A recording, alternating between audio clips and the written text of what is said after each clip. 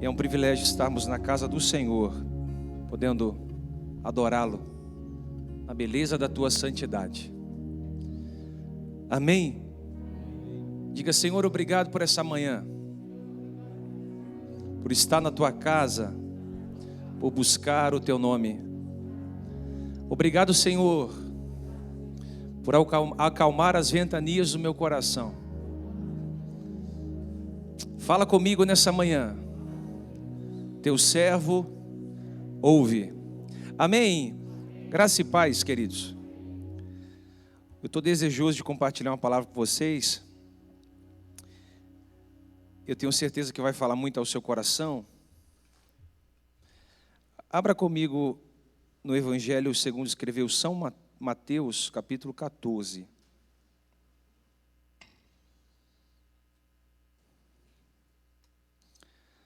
Nós vamos ler hoje Mateus, capítulo 14, o verso é o de número 22.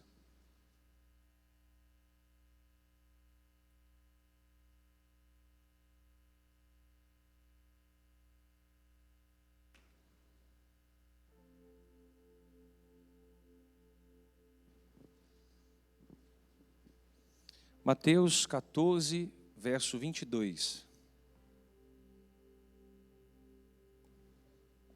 Nós vamos ler o famoso episódio de Jesus andando sobre as águas.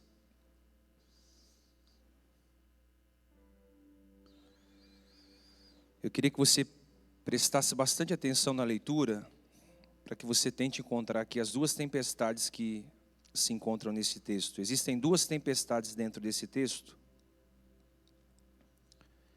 E qual será que Jesus veio acalmar aqui? Logo em seguida, Jesus insistiu com os seus discípulos para que entrassem no barco e fossem adiante dele para o outro lado, enquanto ele despedia a multidão. Tendo despedido a multidão, subiu a um monte para orar. Ao anoitecer, ele estava ali sozinho, mas o barco já estava considerável a distância da terra, fustigado pelas ondas, porque o vento soprava contra eles. Alta madrugada, Jesus dirigiu-se a eles andando sobre o mar. Quando o viram andando sobre o mar, ficaram atemorizados e disseram: é um fantasma. E gritaram de medo. Mas Jesus imediatamente lhe disse: coragem, sou eu, não tenham medo. Senhor, disse Pedro, se és tu, manda-me ir ao teu encontro por sobre as águas. Venha, respondeu ele. Então Pedro saiu do barco, andou sobre as águas e foi na direção de Jesus. Mas quando reparou no vento, ficou com medo e, começando a afundar, gritou: Senhor, salva-me. Imediatamente Jesus estendeu a mão e o segurou e disse: homem de pequena fé, por que duvidou? Quando entraram no barco, o vento cessou. Então os que estavam no barco o adoraram, dizendo: verdadeiramente tu és o Filho de Deus. Depois de atravessar o mar, chegaram a Genezaré. Quando os homens daquele lugar reconheceram Jesus, espalharam a notícia em toda aquela região e lhe trouxeram os seus doentes. Suplicaram-lhe que apenas pusessem tocar na borda do seu manto, e todos os que estavam nele foram curados. Palavra da salvação, amém? Pode se assentar. Amém, gente? Vocês estão me ouvindo bem aí? Amém? Diga assim: tempestades interiores. Pode ser melhor, diga tempestades interiores. Essa semana, exclusivamente essa semana, eu pensei bastante acerca das tempestades da vida.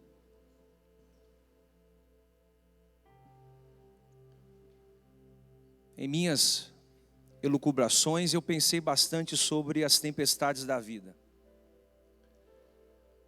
E não precisa ser nenhum cientista ou até mesmo um meteorologista para saber que pequenas tempestades causam grandes estragos. Eu não sei se você se recorda, mas o mundo já presenciou muitas tempestades. 2005, por exemplo, um furacão chamado Katrina, ele soprou a costa do sul da Flórida e ele devastou praticamente grande parte das coisas que estavam à sua frente. Os ventos eram de 297 a 300 quilômetros por hora e foi uma tempestade tão profunda e tão violenta que foi a tempestade mais cara que veio sobre os Estados Unidos. Estima-se um custo de 110 bilhões de dólares. O prejuízo que essa tempestade trouxe, se fôssemos colocar hoje em reais, mais de 500 bilhões de reais, fora estragos, fora dezenas de mortes, fora pessoas que perderam as suas casas, empresários que perderam as suas empresas. Uma tempestade que passou e marcou a história do mundo, o furacão Katrina. Prédios foram abalados, casas foram destelhadas, árvores inteiras foram arrancadas do chão, sem contar que muita coisa saiu do lugar. Mas a gente entende que essas tempestades, como o furacão Irma ou o furacão Katrina, são tempestades que são causadas pelos fenômenos da natureza. A gente não tem controle sobre o cosmos. Não dá para a gente impedir uma chuva de granizo, por exemplo. Não dá para você, em um domingo à noite, empacotar os trovões. Você consegue? A gente não tem controle sobre a natureza. Somos vulneráveis quando o assunto é a natureza. Mas hoje eu não quero falar sobre tempestades naturais. Hoje eu quero falar sobre outro tipo de tempestade. Porque as tempestades naturais destelham casas, derrubam prédios, arrancam árvores. Mas hoje eu quero falar sobre as tempestades que transitam e que acontecem na geografia do seu coração. Existem tempestades que acontecem na geografia do nosso coração. Eu acredito que essa é a verdadeira tempestade que Jesus veio acalmar aqui em Mateus, versículo 14. Vamos fazer uma exegese aqui minuciosa. Olha o que o texto diz. O texto diz que logo em seguida, Jesus reuniu seus discípulos e disse aos mesmos: passem para o outro lado da margem. Enquanto isso, eu vou despedir a multidão e depois vou estar com vocês. Se nós formos ver o contexto aqui, Jesus estava literalmente cansado. Ele estava literalmente exausto. Ele havia feito uma série de mensagens sobre as parábolas. Ele havia alimentado mulheres, crianças e homens, partilhando pães e peixes. Ele estava literalmente exausto. Não só ele, os discípulos também. Eles precisavam urgentemente de umas férias. Havia um turbilhão de coisas acontecendo ao mesmo tempo. Paralíticos tinham que voltar a andar, cegos tinham que voltar a enxergar, pessoas precisavam se alimentar de pães e peixes, o ensino das Escrituras era a prioridade, a agenda de Jesus estava muito congestionada. O texto diz que eles não tinham tempo nem para comer, devido a tantas tarefas que ele tinha que fazer. Então, Jesus precisava de um descanso junto com os discípulos. Sem contar que o seu primo João o Batista havia sido morto, na verdade degolado, na prisão de Maqueros, por um rei que estava totalmente embriagado, amando da mulher que estava com ele. Então Jesus tem uma ideia: gente, vamos tirar um descanso, vamos descansar um pouco, está muito puxado para a gente, vamos organizar umas férias. Jesus organiza as férias. Só que no meio dessa organização das férias, a multidão descobre onde Jesus estava. E quando Jesus pensou que ia ter um tempo de qualidade com os discípulos e talvez um tempo para descansar, a multidão chega. E quando a multidão chega, Jesus, diferente de nós, cancela as férias e vai ter que alimentar aquela multidão novamente, aquela multidão faminta, aquela multidão que estava como ovelha sem ter pastor. Jesus cancela as férias. Conjecturando, ele rasga o passaporte, ele cancela o voo, ele desfaz as malas, porque havia pessoas que precisavam dele naquele momento. E com as férias canceladas, ele chama os discípulos e diz: gente, a gente planejou um tempo de descanso, mas não vai ter mais, pelo menos por enquanto. Fazem o seguinte: entrem nesse barco e vão em direção à casa de vocês. Só que a Bíblia, ela é muito enfática e são detalhes que você precisa prestar atenção. Jesus não pediu para eles entrarem no barco. Jesus não sugeriu para eles entrarem no barco. Jesus não colocou uma condição para que eles entrassem no barco. O texto diz que Jesus insistiu, impeliu. Em outras traduções, Jesus obrigou eles a entrarem no barco. Ou seja, vocês vão entrar no barco e vão para a casa de vocês. Os discípulos obedecem. Eles entram dentro do barco e eles começam a navegar em direção à casa deles. O mar era muito conhecido, o lago de Genezaré, ou lago de Tiberíades, como você quer chamar, tinha 21 comprimentos, 21 quilômetros de extensão. Era um mar curto, era um mar conhecido, era um mar familiar. Os 12 entram no barco e vão em direção à casa deles. Só que no meio do caminho, a navegação começou a acontecer alguns problemas no meio da navegação.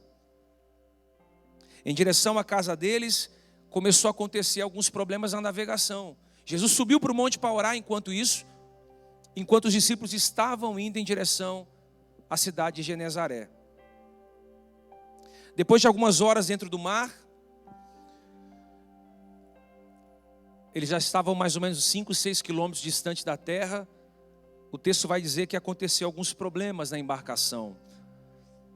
O texto diz que uma grande tempestade se levanta contra o barco, começa a assolar o barco, o mar fica encapelado, trovões, raios, ventanias, começam a jogar o barco para um lado, jogar o barco para o outro, e esses problemas começam a tentar entrar dentro do barco. Os pescadores experientes, se há alguém experiente quando o assunto é mar, é os pescadores. Então eles estavam tentando controlar a situação, porque eles entraram no barco por volta de 6 horas da tarde, 5, 6 quilômetros dentro do mar, isso equivalia já por volta de meia-noite, 11 horas da noite, e eles estavam ali num breu, tentando acalmar a tempestade na medida do possível, só que o texto diz que as ondas eram fortes, o mar se encapela, e o barco começa a rodopiar para um lado, girar para o outro, e a sensação que eles tinham era de que eles iriam naufragar. As ondas começam a bater com muita força sobre o barco dos discípulos. Quando eu falar barco, entenda como vida. O barco representa a vida, representa a nossa existência. E as ondas representam os problemas, representa o caos, representa as situações difíceis. E os problemas, eles são praticamente parecidos com as ondas do mar. O problema é como a onda do mar. Quando se quebra uma na praia, já se forma outra.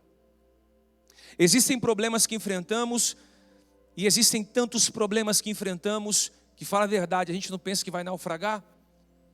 Existem problemas que nós estamos enfrentando, que a gente pensa que vai naufragar, só porque eles começaram a obedecer a Jesus, no fato de entrar no barco e atravessar para o outro lado, os problemas começam a acontecer, começam a se intensificar. Mal terminava um problema, já começava outro.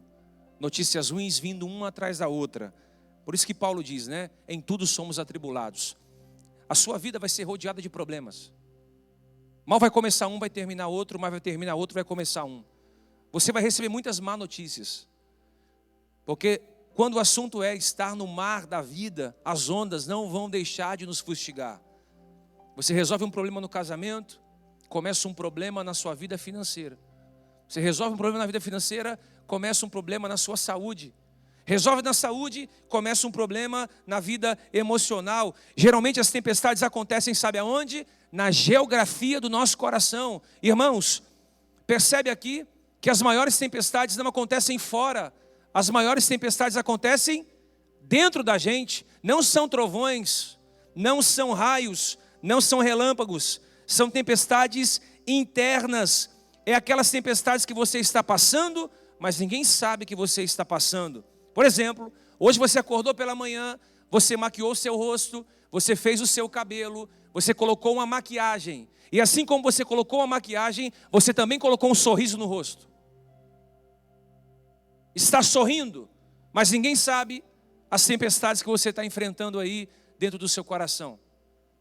Está sorrindo, mas cheio de tempestades internas. E alguém está passando, deixa eu perguntar aqui, alguém está passando por alguma tempestade interna aqui? Deixa eu ver, quantos estão passando por ventanias interiores? Você está passando por uma ventania aqui dentro, no seu coração.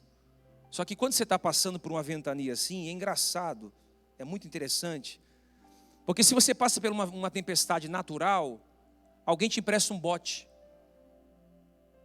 Quando você está passando por uma tempestade natural, alguém te empresta uma jangada. Alguém te empresta um colete salva-vidas. Alguém te empresta um guarda-chuva. Agora, quando as tempestades são internas, ninguém sabe que você está sofrendo. Não tem consolo. Não tem ombro amigo.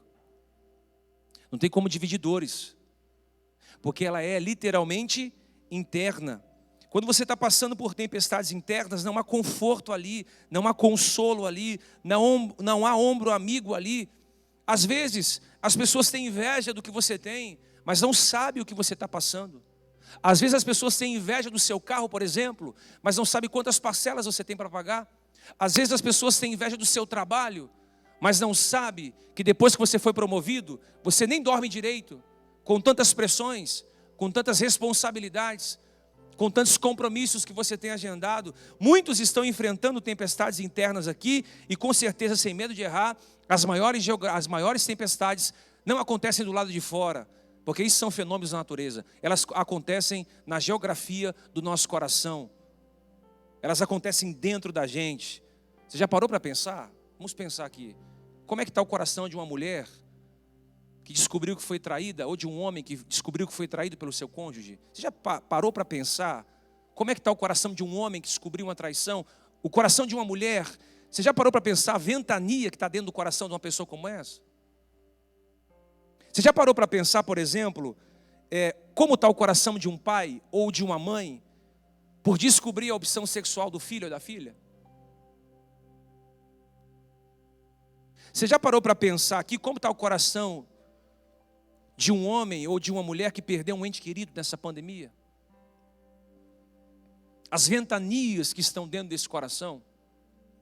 Ventanias fortes, maremotos, tsunamis. É como se um furacão Katrina se interiorizasse dentro da gente, levasse tudo. E quando estamos diante das tempestades, eu e você, a maioria das pessoas que estão diante de tempestades costumam perguntar assim: aonde está Deus? Eu não estou te vendo aqui. Aonde está Deus? Que eu não consigo enxergar. Aonde está Deus que eu não consigo senti-lo? A gente acha e compra aquela falsa ideia de que se Jesus estivesse comigo, eu não estaria enfrentando tempestades. Não haveria tempestade se Jesus estivesse comigo. Por exemplo, se Jesus estivesse comigo, eu seria feliz para sempre. Se Jesus estivesse comigo, eu estaria tranquilo e suave. Se Jesus estivesse comigo, eu não teria problemas familiares. Como pode Jesus estar comigo se eu fui traído? Como pode Jesus estar comigo se eu não tenho uma casa para morar? Como pode Jesus estar comigo se eu não tenho um carro para andar? Como pode Jesus estar comigo se eu estou longe de quem eu amo? Como pode Jesus estar comigo se meu filho está doente? Se meu ente querido está internado? Como Jesus pode estar comigo se eu estou passando o pior ano da minha vida? Se esse ano foi um ano mais difícil da minha existência? Como pode Jesus estar comigo? Nós temos essa ideia diante das tempestades, aonde Jesus está. Só que essa palavra Deus colocou na minha boca para dizer ao seu coração: não deixe que a presença da tempestade indique a ausência de Deus. Não deixe que a presença da tempestade indique a ausência de Deus, porque você não vive por visão, você vive por fé. Me ajude a pregar nessa manhã. Olhe para alguém e diga assim: não permita que a presença da tempestade indique a ausência de Deus. Procura alguém que está acordado, diga assim: não permita que a tempestade indique a ausência de Deus. Olha aqui, Jesus chamou os discípulos e disse: gente, passem para o outro lado da margem, como você diz, vai para a casa de vocês, descansem lá. Só que a Bíblia diz, e aqui que está o segredo, Jesus diz: enquanto vocês vão lá para o outro lado, eu vou despedir a multidão e vou subir para o monte para orar.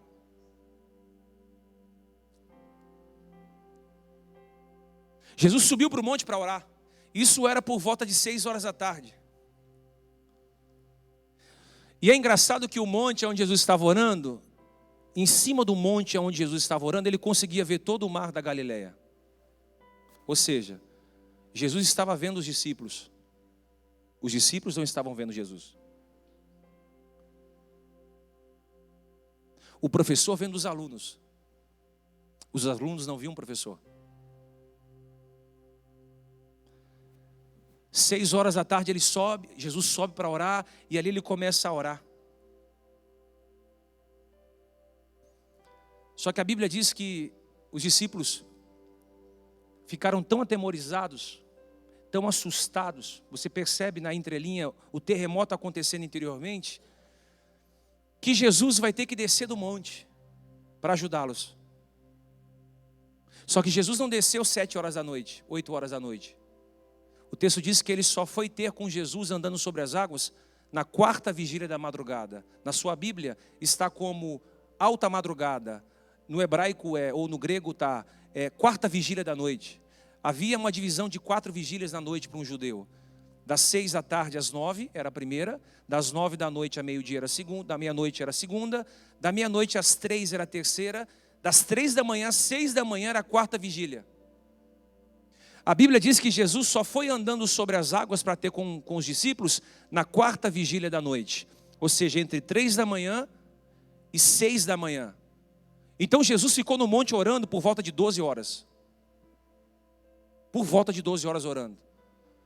E quando os discípulos acreditavam que a esperança de salvação ou de salvamento havia terminado, o texto diz que ele vem andando sobre as águas. Ele vem andando sobre as águas. Não vou te emocionar. Ele vem andando sobre as águas. Quando os discípulos olham um vulto andando sobre as águas, eles se assustam mais ainda. Porque havia uma lenda que quando pescadores morriam no mar, eles voltavam para assustar os outros pescadores. Havia uma lenda que dizia que o espírito que estava sobre as águas assustavam as pessoas ou levavam as pessoas consigo. Então quando eles veem alguém andando sobre as águas, eles não conseguem ver que era Jesus. O texto diz que eles ficam atemorizados e dizem: é um fantasma. E Jesus diz assim: sou eu. Sou eu. Coragem. Sou eu. Não tenham medo. Olha o que a Bíblia diz no versículo 26. Quando viram andando sobre o mar, ficaram atemorizados e disseram: é um fantasma, e gritaram de medo. Mas o versículo 27, que se a Bíblia estiver aberta, o versículo 27, Jesus vai revelar qual tempestade ele veio acalmar. Jesus vai revelar qual é a tempestade que ele veio apaziguar. E ele diz o seguinte: não temas, coragem, sou eu. Não temas, coragem, sou eu. Jesus não mandou, trovão, se cale. Ele não repreendeu o vento. Ele não silenciou o mar. Ele não deu ordem às tempestades para que elas parassem de soprar sobre o barco. Irmão, a tempestade estava agitada. Mas ele não vai dar ordem a vento, nem o mar e nem a tempestade. Primeiro, ele vai acalmar o coração dos discípulos. Ele vai dizer assim: não temas, coragem, sou eu. Como quem diz, o mais importante diante de um problema não são os fatores externos, são os fatores internos. Eu não posso resolver um problema fora se eu não ajustar as coisas aí dentro. Eu não posso solucionar um problema fora se dentro de vocês ainda existem coisas que estão fora do lugar. Coragem, não temas, sou eu. Percebe aqui a tempestade que Jesus veio acalmar? Ele veio acalmar a tempestade que acontece na geografia do nosso coração. E eu amo Jesus. Porque Jesus poderia ter dado uma bronca neles. Jesus poderia ter colocado eles de banco, como fazem muitos pastores. Sente aqui e fica de banco um mês. Ele poderia ter exortado eles. Mas Jesus traz uma palavra de ânimo, coragem. Tenham ânimo. Sou eu. Por que Jesus aqui liberou uma palavra de ânimo? Porque Ele sabe que eu e você somos propícios a desanimarmos diante das tempestades. Tem gente aqui que veio carregado por alguém. Acordou, o celular despertou, o despertador, você disse, tem que ir para a igreja hoje, tem que ir. Eu vou, mas eu vou arrastado. Eu vou porque eu tenho um compromisso. Mas se fosse por mim não iria, eu estou meio desanimado, eu estou meio cabisbaixo, eu estou sem força, eu estou abatido. Mas Jesus é o seu maior psicólogo. Se existe uma psicologia perfeita, é a psicologia de Jesus. Ele sabe como renovar suas emoções. Ele sabe como colocar você de pé de novo. Ele sabe como te dar o ânimo certo para enfrentar a dificuldade certa. Ele vai dizer para você e está dizendo para mim, coragem. Tenha bom ânimo. Sou eu. Talvez você está passando aqui hoje por uma depressão. É uma ventania interior. Você que já comentou com alguém, às vezes as pessoas não dão a certa importância para as nossas dores. Talvez você está passando por uma traição, talvez você está passando por um desemprego, talvez você está passando por uma enfermidade, talvez você está passando por uma situação que você nunca imaginou passar. E isso te desanimou. Jesus está dizendo para alguém aqui, tenha bom ânimo. Eu estou com você. Eu estou com você. Nenhuma tempestade dura a vida toda.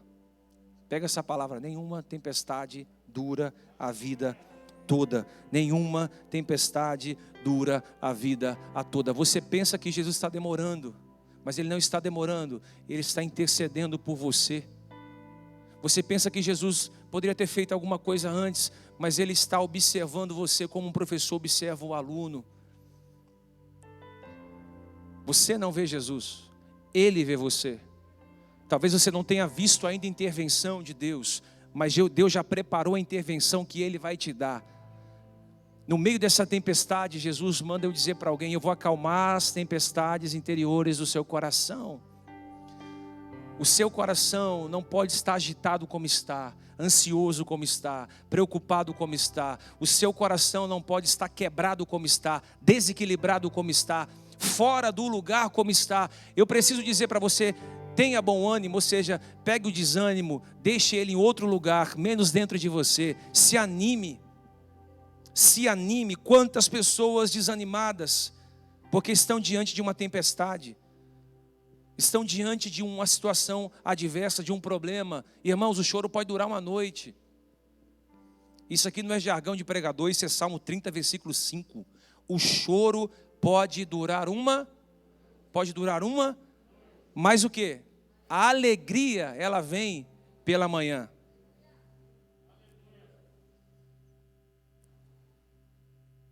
É engraçado que as ondas que representam problemas batiam sobre o barco.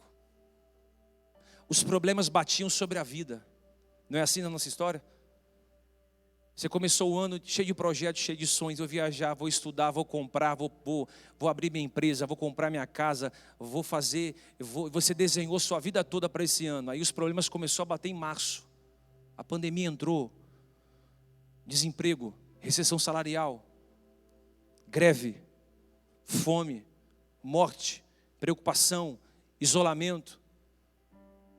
Só que o que para nós é um grande problema, o que para o mundo é um grande problema, para Deus não é problema. Porque se Ele anda sobre as águas e as águas representam os problemas, Ele está dizendo, olha, para você é algo grande, para mim é algo significante. O que para você te amedronta, para mim eu ando por cima. Jesus anda sobre as tempestades, Jesus anda sobre o mar. Porque todos os problemas que para mim e para você são grandes, para Ele é pequeno, estão debaixo dos seus pés. Aí Pedro, o mais curioso dos discípulos, o mais inteligente dos discípulos, o mais invasivo dos discípulos, disse, opa, se és tu,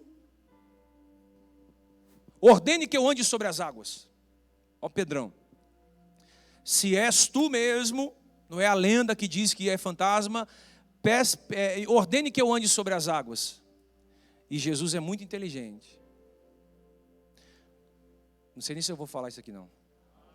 Não pense que diante da tempestade Jesus vai ficar conversando com você horas e horas.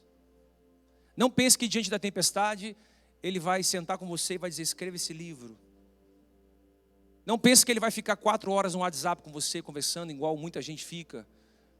Vai mandar 300 e-mails diante da tempestade. Não, diante da tempestade, muitas vezes Ele vai falar poucas palavras. Tem que ter sensibilidade para entender. Ordene que eu ande sobre as águas. Ele estava buscando um diálogo. Jesus diz, vem.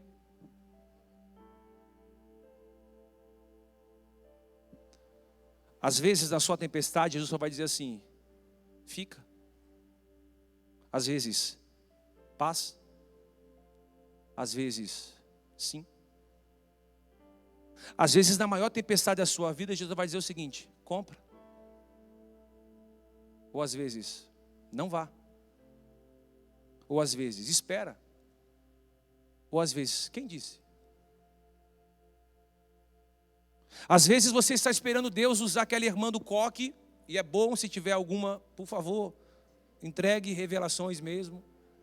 Às vezes a gente espera aquele irmão da gravata grossa, que acabou de descer do monte como um tição tirado do fogo, apontar o dedo para você e dizer assim, diz o Senhor, Ele entrega uma Bíblia para você. Às vezes a gente está esperando o bispo chegar e ir até você e dizer, filho, assim diz o Senhor, tal, e você sai chorando, Deus falou comigo. Às vezes Ele vai falar assim, às vezes vai falar só uma palavra com você, vai para casa. Às vezes Ele vai falar para você, durma 12 horas hoje. Você está muito cansado. Porque Deus é assim. Não é a quantidade das palavras, é a intensidade das palavras. Ordene que eu ande sobre as águas, vem. Aí Pedro vai sair do barco da mediocridade. Aí os 11, né? Porque sempre tem alguém que diz, esse cara é doido, né? Ele vai andar sobre as águas mesmo? Ele vai afundar? Como será? Porque imagina, 12 homens juntos numa tempestade. Irmão, se o homem quando está com dor de cabeça, ele já fica assim, como se ele tivesse na UTI da morte, em coma, né? Porque homem é mais fraco que mulher. Imagina 12 homens em uma tempestade.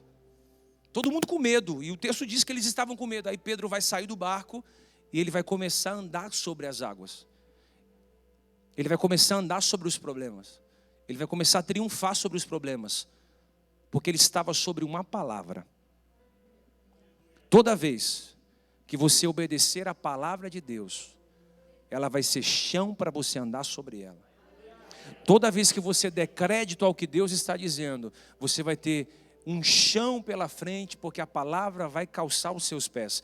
Paulo diz que o Evangelho, ele calça os nossos pés. A sandália da preparação do Evangelho calça os nossos pés. Só existe uma forma de triunfarmos sobre os problemas. Só existe uma forma de triunfarmos sobre a pandemia. Só existe uma forma de triunfarmos sobre a homossexualidade, sobre esse cristianismo barato e vendido. Só existe uma forma de triunfarmos sobre os problemas. É calçando os nossos pés, com a preparação do Evangelho da paz. E ali podemos andar. Ali Jesus veio acalmar a tempestade da onde? Do Corá. Vamos lá de novo, ele veio acalmar a tempestade do Corá. Ele veio acalmar a tempestade do quê? Mais uma? Mais uma?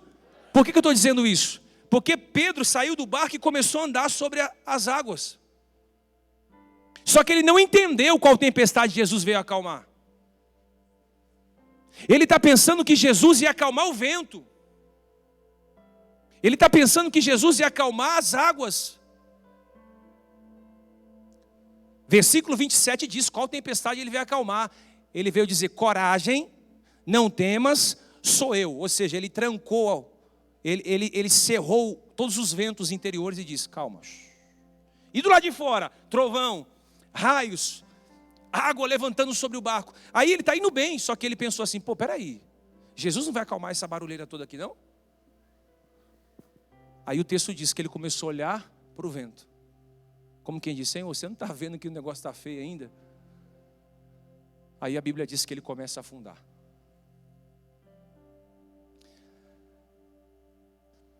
Porque o que Deus está falando no nosso coração nessa manhã é que primeiro Ele vai acalmar as coisas aqui. Pastor, está tudo desmoronando, mas toda uma paz que excede o entendimento, é isso. Pastor, eu estou sem emprego, eu estou vivendo um deserto na minha vida muito grande, estou passando por situações adversas, tudo fora está ventando, mas eu estou numa paz de espírito. É isso. Quando ele olhou para o vento, ele estava dizendo o seguinte: Jesus se esqueceu de acalmar essa tempestade aqui. Aí a Bíblia disse o quê? Que ele começa a afundar. O versículo vai dizer o seguinte: que quando ele repara no vento,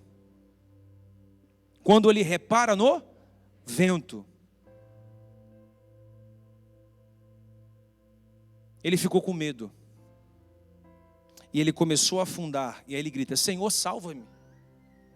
Imediatamente Jesus estendeu a mão, segurou e disse: homem de pequena fé. Por que duvidou?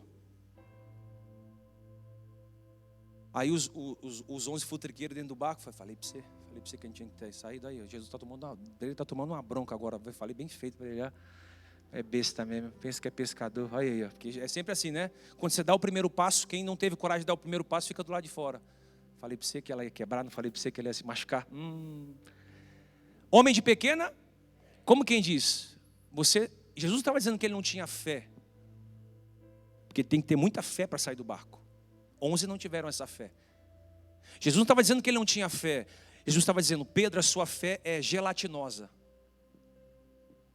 A sua fé não tem consistência. Como quem diz, sua fé não tem qualidade. Um discípulo com uma fé gelatinosa. E aí a gente vai lá em Lucas capítulo 7. Quando a Bíblia vai narrar, acompanhe comigo só. Quando a Bíblia vai narrar a história do centurião de Cafarnaum. A Bíblia vai dizer que havia um centurião de Cafarnaum e o seu servo ficou doente. Então ele, por amar aquele servo, vai buscar a intercessão de Jesus. Senhor, o meu servo está enfermo. E ele ajudou a construir a sinagoga, ele é um homem do bem. Por favor, cure ele. E aí Jesus vai dizer o seguinte: vamos lá, vamos curá-lo. Aí eu imagino o diálogo: você quer que eu vá até a sua casa para curar o seu servo? Aí o centurião romano diz: não precisa ir na minha casa. Eu sou um homem de muitas patentes, tenho servos ao meu dispor. Eu mando eles irem, eles vão. Mando eles virem, eles vão. Voltam. Libere só uma palavra e o meu servo vai ser curado. Jesus olhou para ele e falou: meu Deus, que fé que é essa? Você não precisa que eu vá na sua casa? Não, é só você liberar uma palavra e o meu servo vai ser curado. Espera aí, você não precisa que o pastor vá na sua casa? Não, é só liberar uma palavra. O que está acontecendo lá é resolvido. Espera aí, você não quer que eu vá lá na sua casa resolver o problema? Não precisa. Libera só uma palavra, está resolvido. Espera aí. Um discípulo diz: se é você, ordene que eu ande sobre as águas. O outro diz: não precisa nem vir. É que você está um pouco longe ainda, mas vamos lá. O discípulo que está perto dele diz o seguinte: se és tu, eu quero ir até você. O romano diz: não precisa vir até mim. Aí Jesus falou: eu nunca vi tanta fé em Israel. Jesus se maravilhou, porque não é o quanto você tem de fé. Eu tenho muita fé, eu rezo o texto todo dia, eu subo para o monte toda semana, eu leio a Bíblia o tempo inteiro, eu só ouço canções. Isso não quer dizer nada. Eu estou dizendo para você o seguinte: que fé não é a quantidade, é a qualidade da sua fé, é a intensidade da sua fé. A sua fé se transforma em chão, se transforma em patamar para você andar. A fé, ela é um fundamento invisível, das quais nós precisamos andar sobre ela. Um diz: se é o Senhor, eu quero ir até aí. O outro diz: não precisa vir até a mim não, eu confio. Você é o cara. Pastor, não precisa vir na minha casa não. Eu sei que se ele orar vai resolver o problema. Ele falou: que fé é essa? Pegou na mão de Pedro e disse: Pedro, tua fé está gelatinosa, filho. Mas tenha coragem, tenha ânimo. Levanta ele, porque tem horas que a gente vai afundando mesmo. E aí Jesus vai entrar dentro do barco com os discípulos. Ele e Pedro volta para o barco. Irmão, isso já era quase 6 horas da manhã. Aí a Bíblia diz, e quando Jesus entra no barco com Pedro, a tempestade se acalma. Jesus não veio acalmar a tempestade de vento. Percebe aqui? Abra sua Bíblia aí. Mateus 15, versículo 32.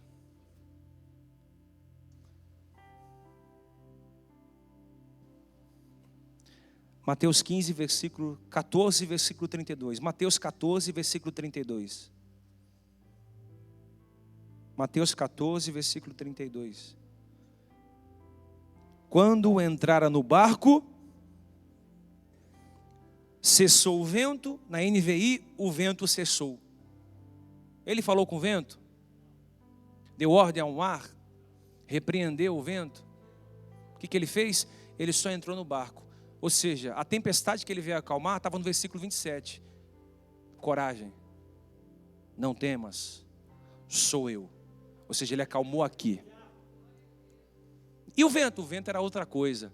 O vento foi para a passagem que ele estava dormindo na polpa, lá no travesseiro. E aí quando os discípulos vão acordar, ele levanta, repreende o vento, acalma o mar, veio bonança. E essa é outra tempestade. Essa tempestade aqui era aqui. Sabe o que Jesus está dizendo para mim aqui?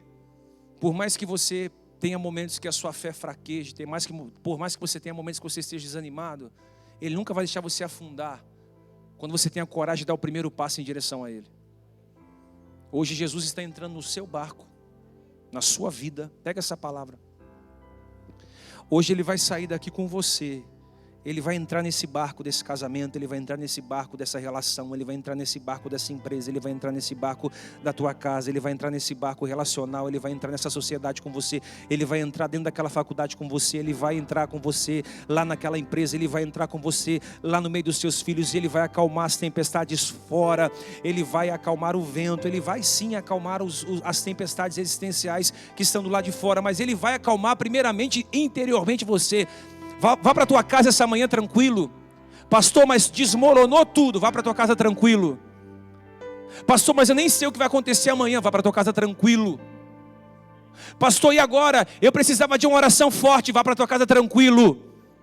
Vá para a tua casa tranquilo. Por quê? Porque Deus está acalmando a maior de todas as tempestades, que é a tempestade existencial do nosso coração.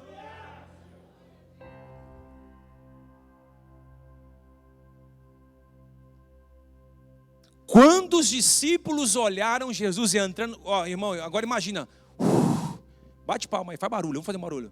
Vamos simular uma tempestade, vai. Isso, vai. Aí vamos dizer que Jesus vai entrar no barco aqui, ó.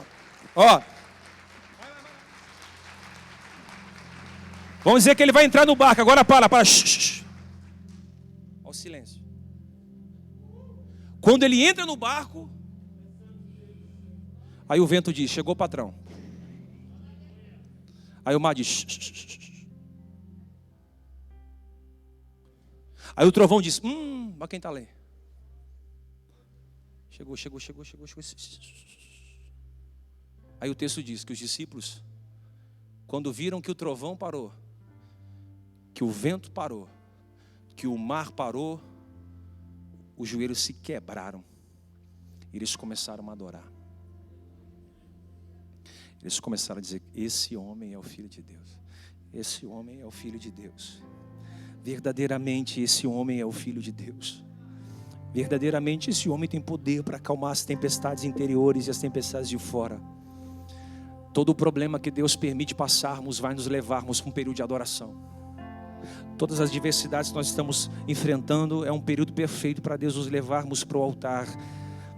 Todas as tempestades que estamos diante é um momento propício para nós adorarmos a Deus. Ou a gente adora ou a gente murmura, ou a gente adora ou a gente questiona, ou a gente adora ou a gente entra em crise.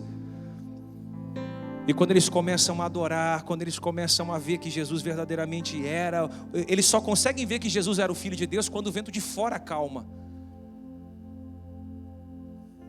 Porque tem gente que só consegue ver que Jesus está na sua vida como as coisas estão indo bem. Nossa, mas ela está bem, né? Ele cresceu financeiramente. Ela está vivendo a melhor fase familiar dela. Ela está vivendo, olha quem ele era. Aí as pessoas conseguem adorar. Deus quer que a gente adore tudo desmoronando, irmão. Tudo dando errado. Ele quer que a gente tenha a nossa fé pautada nas convicções. Você entende? Para terminar, Jesus chegou com os discípulos lá do outro lado.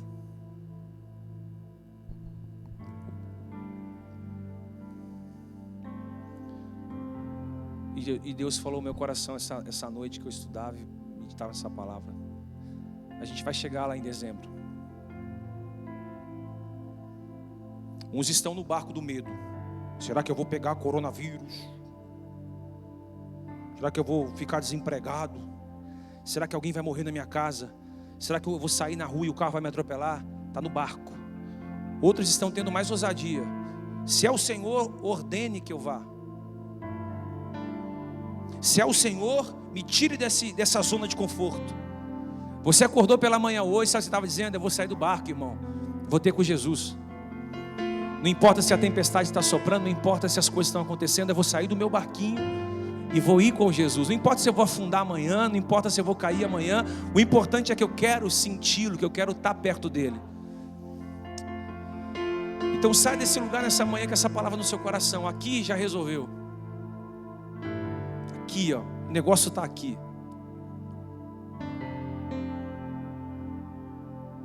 Paz. Coragem. Diga para alguém aí, coragem. Coragem. Sai do barco, irmã. Coragem, sai do barco, irmão. Coragem. Qual tempestade você está passando? Financeira? Nome sujo? Sem cartão, sem limite, sem condições de fazer nada. Qual é a tempestade que você está passando? É emocional? Você não tem dormido direito, o cabelo está caindo, você engordou demais, você está ansioso, ansiosa, você só dorme à base de ansiolíticos, remédios tarja preta. Qual é a tempestade que você está passando? É sentimental? É uma traição atrás da outra, é uma punhalada atrás da outra. Você se levanta, alguém vem e te derruba. Você diz, agora eu vou, alguém vem e puxa seu tapete. Você diz, agora é minha vez, e alguém vem e te machuca. Sabe quando alguém coloca o dedo na ferida e fica ali? E às vezes esse alguém que coloca o dedo na ferida é o familiar, é quem está na sua mesa com você, é alguém que sabe da sua intimidade, que tem inveja do que você tem. A sua tempestade é o quê? É espiritual? Você diz, esse ano eu vou voar nas asas de Deus. Aí você está terminando o ano frio na fé, morto espiritualmente, sem fome de Deus, sem vontade de orar, sem vontade de ler a Bíblia, sem vontade de vir à igreja. Qual que é a sua tempestade? É nos filhos? É no casamento? O casamento está indo de mal a pique. Não importa a tempestade que você está passando, se resolver aqui, resolve lá. Se coloque em pé. Nós vamos ouvir essa canção. E eu não quero